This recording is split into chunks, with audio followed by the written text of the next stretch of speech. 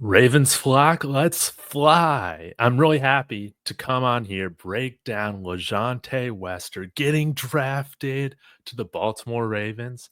It's funny. I thought that Will Shepherd had the best odds of getting drafted out of our three receivers. I didn't know. I didn't think that Wester Horn would get the nod, but they did.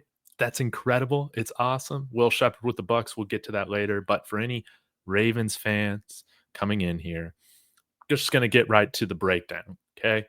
My comp for LaJohntay Wester is Emmanuel Sanders. Stylistically, that's definitely who he reminds me of so much as a Broncos fan. You guys are going to love his compete level.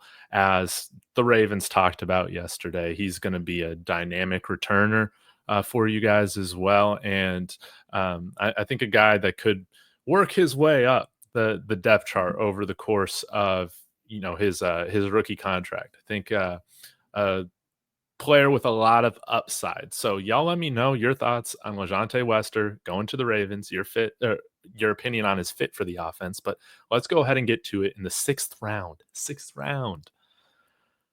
203rd pick in the NFL draft. LaJohntay Wester goes to the Baltimore Ravens.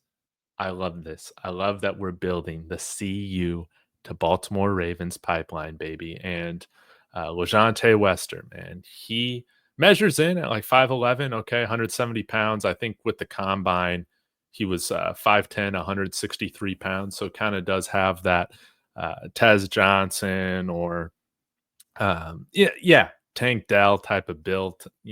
That's probably why he might have fallen a little bit, right? If he's 6'5" and moves like Emmanuel Sanders. Obviously, that's a different conversation, but very, very productive wide receiver. He was so dependable for Shador this past year. And what I love about him is that, yes, okay, measures in at 5'10", 163 pounds, as you see here. But for real, this guy plays bigger than his size.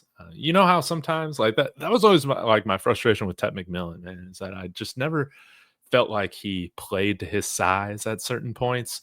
LaJohntay Wester is like the exact opposite, man. Like he does play bigger than his size, and somebody that is going to come up with catches in the clutch. For instance, he caught that Hail Mary there to tie the game against the Baylor Bears this past year in the rain. And he was incredibly productive, not only this year for CU, but throughout his entire collegiate career. I mean, you can see here in 2023, his last year at FAU, had over 1,100 yards receiving, 8 touchdowns in his last 2 years at FAU. And then this year had a career high, 10 touchdowns. Him and Shador had such good chemistry. He'll kill you from the slot. No doubt about it. He did play a little bit out wide at Colorado, but I think that he's most likely going to be strictly a slot guy starting out. But again, as we saw with Emmanuel Sanders, as he started to get into his second contract and had a few years under his belt, starting to work more and more from the outside, which I think is really great. So almost had 1,000 yards. If the wide receiver room wasn't so deep at CU, I mean, he would have definitely put up that yardage and caught a touchdown. Yeah, like every, I guess like 7.4 passes or so, or receptions or so, or every 9 targets or so was catching a touchdown here for CU. He's an incredible person. Well loved by all of his teammates. I mean, you can go watch all the well-off videos to if you don't believe me. But a hard worker, a grinder. He's tough as nails, and he can beat man coverage. I think that he's a really good route runner coming out. I think that, of course, when you're drafted at this position, it's not a shock to anybody that there are still some nuances that he has to continue to develop in his route running.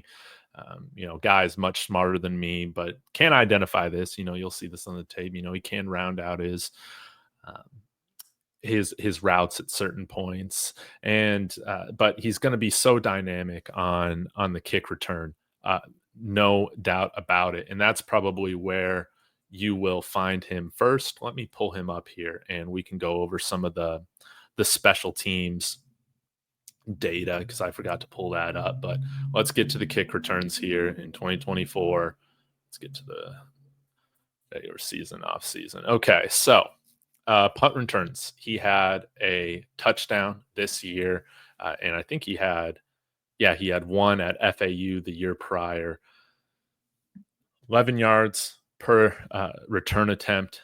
And I think you can stick him at kickoff return as well. Averaged about 19 yards per kickoff, but he's got great vision in the open field. I will say he did kind of get off to a slow start with the returning, I felt, at the beginning of the season. For CU, like there were a couple fair catches that he made that I didn't like. There were some that he decided not to fair catch it that, just didn't agree with. But as he got more comfortable at CU, you saw him. I think he just settled down, stopped overthinking things, and then you really saw him with some dynamicism later on in the season. Most notably, the 76-yard return against Utah for the touchdown. But yeah, he is very, very good at this. And you can go back to his returning at FAU to show that, man, he has great value on special teams. So not going to be a guy that is probably your gunner just laying people out, on punt or kick coverage, right? But a guy that definitely can fill in as a very adequate punt returner. And I still think he has a lot of upside to his game. So really thrilled to have LaJohntay Wester in with the Ravens. Um, Let me pull up the depth chart really quickly because he's going to be able to learn from some really great wide receivers. Of course, DeAndre Hopkins is there.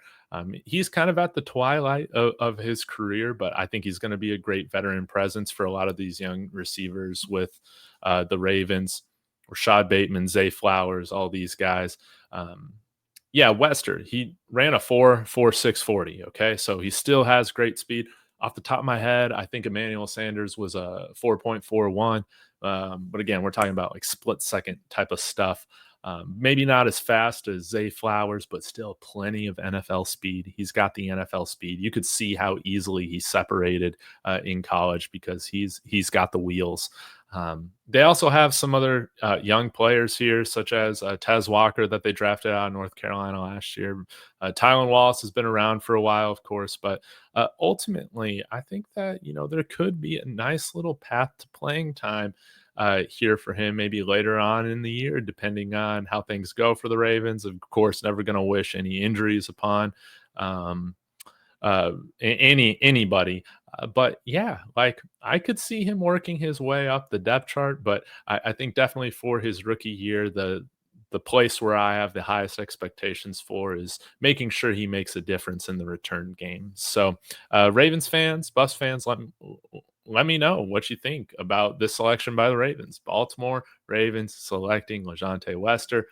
4 draft picks this year for the CU Buffs and a handful of UDFA signings. Maybe some of these guys are able to make a roster. If not, hey, practice squad is a wonderful start as well. So I'll be back later today talking about Jimmy Horn. We'll get to all the other transfer portal stuff later on this week. I still have to cover who all signed from the Buffs as UDFAs to all these teams. But congratulations to LaJohntay Wester. Absolutely love it. I'm thrilled for him. And Lamar Jackson, outside of my guy Bo Nix, he's my favorite quarterback in the league. So I'm excited he's got a weapon here from CU. So let me know what you guys think. I'll be back later. Let's go Buffs.